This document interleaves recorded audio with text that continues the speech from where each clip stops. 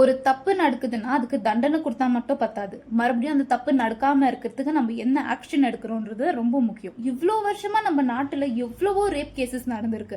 அதை கம்மி பண்றதுக்கு நம்ம என்ன ஆக்ஷன் எடுத்திருக்கோம்?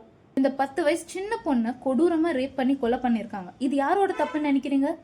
கண்டிப்பா ஒரு பையனோட அப்பா அம்மாவோ ஃபேமிலி அண்ட் இந்த சொசைட்டியோட தப்பு தான். இதை நான் 100% அடிச்சு சொல்லுவேன்.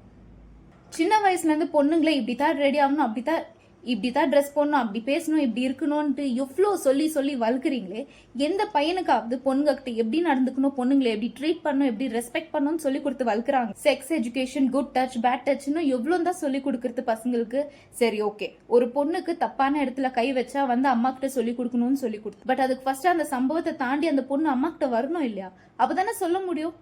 இதையும் யாருமே யோசிக்கிறது இல்ல. அந்த அம்மா கிட்ட சொன்னாலும் அந்த அம்மாவால என்ன பண்ண முடியும்? போலீஸ் கம்ப்ளைண்ட் பண்ணுவாங்களா? அப்பா கிட்ட சொல்லுவாங்களா? அவங்களாலையும் என்னதான் பண்ண முடியும்? அந்த கிரிமினலை கண்டுபிடிச்சு அரெஸ்ட் பண்ணி ஜெயில போடுவாங்க. அண்ட் அதுக்கப்புறம் இந்த தப்பு நடக்காதா? கண்டிப்பா மறுபடியும் நடக்கும். அதுதானே ஆயிட்டு இருக்கு. சரி, ஓகே, இப்போ வந்துட்டு இந்த பொண்ணை ரேப் பண்ணவங்களை கண்டுபிடிச்சு, சரி, ஓகே, இப்போ இந்த பொண்ணை ரேப் பண்ணவங்களுக்கு தூக்கு தண்டனை கொடுத்துருக்காங்க. Very good. பட் அதனால ரேப் கேசஸ் கம்மியாகுமா? கண்டிப்பா. இதுக்கு சொல்யூஷன் தான் என்ன? இந்த பிரச்சனைக்கு மொத்த காரணமே இந்த சொசைட்டி அண்ட் கல்ச்சர் தான். கல்ச்சர்ன்றத எப்பவுமே பொண்ணுங்க மேல மட்டுமே திணிச்சிட்டு பையன்களை ஃப்ரீயா விடுறாங்க பாத்தீங்களா? அதனாலதான் நம்ம என்ன வேணாலும் பண்ணலாம், நம்ம என்ன பண்ணாலும் பிளேம் யார? பொண்ணுங்க மேலதான் பண்ணுவாங்க. அந்த பொண்ணு எந்த ட்ரெஸ் போட்டுச்சு, இந்த பொண்ணு என்ன மாதிரி ட்ரெஸ் போட்டுட்டு இருந்துச்சு, எங்க இருந்துச்சு, இந்த டைம் எங்க போச்சு, யாரு பிளேம் பண்றது? பொண்ணுங்களை. அது யாரு? நம்ம சொசைட்டி.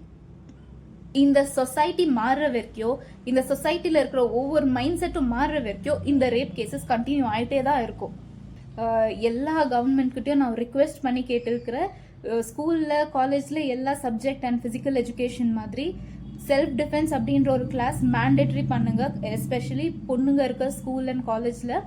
கண்டிப்பா இது ஃபியூச்சர்ல ரொம்ப ஹெல்ப்ஃபுல்லா இருக்கும். இந்த மாதிரி சுச்சுவேஷன்ல பொண்ணுங்களோட செல்ஃப் டிஃபென்ஸ்க்காக அந்த அக்யூஸ் பண்றவங்கள எப்படின்னா ஹார்ம் பண்ணலாம், அண்ட் ஈவன் கொன்னாலுமே தப்பில்லை அப்படின்ற மாதிரி ஒரு லா வந்தாக்கா கண்டிப்பா நிறைய கண்டிப்பா இந்த மாதிரி சுச்சுவேஷன் ஃபேஸ் பண்ற பொண்ணுங்களுக்கெல்லாம் அது ரொம்பவே சப்போர்ட்டிவா இருக்கும். Because these idiots to not deserve to stay on earth.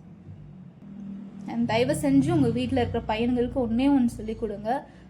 பொண்ணுங்களுக்கோ உங்களை மாதிரியே ரத்தமும் சதையும் இருக்கிற ஒரு உடம்பு தான் இருக்கு. And they are not objects to be played with.